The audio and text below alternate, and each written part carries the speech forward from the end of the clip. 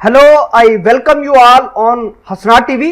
देखिए कि तुर्की ने इराक के अंदर कुर्दों के खिलाफ ऑपरेशन लार्ज स्केल के ऊपर लॉन्च कर दिया है, जिसके नतीजे में बहुत सारे कुर्द जो लोग हैं, मिलिटेंट्स हैं, वो जाँ बहक हुए हैं। इसके अलावा उनके हाइड्स आउट काफ़ी बर्बाद हुए हैं।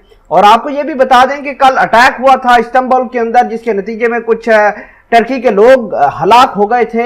ये 18 अप्रैल को अटैक हुआ था कल, और उसके बाद ये अफेंस जो है, ये जो तुर्की ने अटैक्स करना शुरू किए हैं और भी अग्रेसिव तरीके से शुरू किए हैं। और आज खबर ये है कि तुर्की के जो सोल्जर्स हैं उनकी भी जाँ बहक इस ऑपरेशन के अंदर हो रहे हैं। तो इन हवाले से मैं आपको कुछ डिटेल इंफॉर्मेशन देना चाहता हूँ।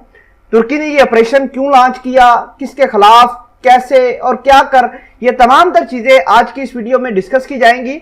तो सबसे पहले हम देखते हैं कि Turkey begins large scale operation in नदरन Iraq against Kurdish militants.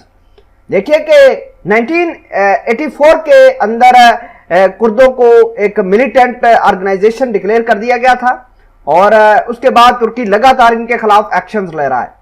खैर, जो ऑपरेशन अभी जारी है उसके मुताबिक तुर्की T-129B हेलीकॉप्टर्स का इस्तेमाल कर रहा है। तुर्की के जो खतरनाक ड्रोन्स हैं TB2 उनका इस्तेमाल कर रहा है। अमेरिका के F-16 फाइटर जेट जो तुर्की के पास है उनका इस्तेमाल हो रहा है। स्पेशल फोर्सेस इन्होंने डिप्लॉय की हुई हैं। एलीट कमांडोज तैनात किए गए हैं मुख्तलिफ जगहों पर, और उनका टारगेट है कुर्दिश वर्कर्स पार्टी।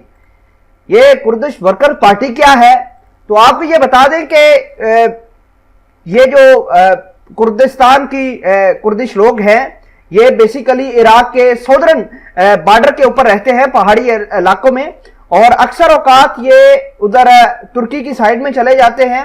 अक्सर औकात वहां पर बसा औकात ये अटैक्स करते हैं तुर्की की सिक्योरिटी फोर्सेस को। सीरिया के अंदर भी निशाना बनाते हैं। इसके अलावा अगर हम बात करें इराक के अंदर, तो वहां भी निशाना बनाते हैं। जहां जहां तुर्की की फौज है वहां वहां ये अटैक्स करते हुए नजर आते हैं कुर्दिस्तान के लोग। और इनकी डिमांड ये है कि इनको अलहदा मुल्क दिया जाए। देखिए कि अरेबल जो शहर है इराक के अंदर, वहां पर तो ऑलरेडी इन्होंने अपनी गवर्नमेंट एस्टैब्लिश करके रखी है, वहां पर अपना प्राइम मिनिस्टर भी बनाकर रखा हुआ है। तो आपको ये बता दें कि ये चाहते हैं कि एक सॉवरेन मुल्क हो, वहां पर ये रहें। खैर, ये सदर्न साइड जो इराक की है उनकी पहाड़ों के ऊपर रहता है। और अगर हम बात करें ऑपरेशन की, तो इन ऑपरेशन का जो ताजा तरीन लेटेस्ट जो खबर आई है वो ये कि कुर्दिश के हमलों के नतीजे में तुर्की के 3 जो सोल्जर्स थे वो हलाक हो गए हैं, और नदरन इराक के अंदर इनकी हलाकत हुई है। अरेबल के पास उनकी जो मैयतें हैं वो पहुंचा दी गई हैं अंकारा के अंदर, और वहां पर ये तमाम तर चीजें अब सरकारी एजाज के साथ इनको इनकी वो मैयतों को आबाई इलाकों में दफन किया जाएगा। अगर हम बात करें कल की, तो कल इस्तांबुल के अंदर अटैक हुआ है। इस अटैक के नतीजे में कुछ हलाकतों की इतलात भी आ रही थी। और आपको यह भी बता दें कि इन अटैक्स की वजह बेसिकली कुर्दिश पार्टी है। अब कुर्दों को सपोर्ट करने वाले जो लोग हैं वो ईरान के लोग हैं। ईरान के मिलिशिया सीरिया के अंदर भी कुर्दों को सपोर्ट करते हैं। ईरान के लोग इराक के अंदर भी इन्हीं कुर्दों को सपोर्ट करते हैं।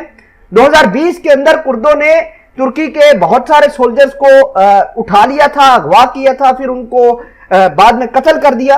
तो ये मामलात हैं। खैर, ये ऑपरेशन काफी अच्छे तरीके से जा रहा है। तुर्की की सिक्योरिटी फोर्सेस ये कह रही हैं कि ये जो हमने ऑपरेशन लॉन्च किया है, इन्होंने फर्स्ट फेज के अंदर अपने जितने भी टारगेट्स थे उनको अचीव कर लिया है। अगले लेवल पर जाएंगे तो मजीद टारगेट्स हम अचीव करेंगे। लेकिन कुर्द ये कहते हैं कि हम तुर्की की सिक्योरिटी फोर्सेस को सीरिया और इराक के अंदर नहीं चलने देंगे। तो खैर, ये टसल जारी है, और इस टसल के अंदर ये ऑपरेशन भी जारी है। ऑपरेशन के नतीजे में लोग हलाक हो रहे हैं। और आपको ये बता दें कि इन मामलात को लेकर तुर्की का काफी नुकसान हो रहा है, क्योंकि तुर्की के हट्स के अंदर जाकर, यानी इस्तांबुल के अंदर जाकर अगर अटैक्स होना शुरू हो जाए, वो भी कुर्द अगर कर दे, तो फिर मामला खराब होगा। इन खबरों के बारे में आप क्या कहते हैं, कमेंट सेक्शन में इस वीडियो के बारे में जरूर बताइएगा। खुदा हाफिज।